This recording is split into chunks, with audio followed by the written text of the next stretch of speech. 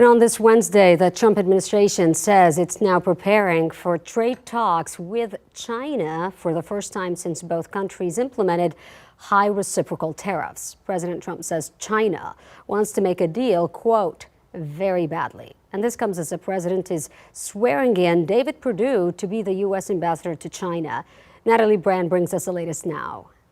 States of America. China wants to, very much wants to make a deal. They all do. After weeks of stalemate, both the U.S. and Beijing say trade talks are expected to begin in the coming days. I will be going to Switzerland, and the negotiations will begin on Saturday. China's foreign ministry says the U.S. requested the meeting. 这次的会谈是应美方的请求举行的。 Beijing remains opposed to the Trump administration's tariffs, increased last month to 145% on most imports from China. We were losing $5 billion plus a day on trade.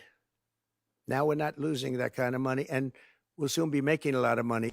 The president's Treasury Secretary has acknowledged the sky-high tariffs are not sustainable, and major U.S. ports are starting to feel the impact. We see cargo dropping by as much as 35% next week compared to last year.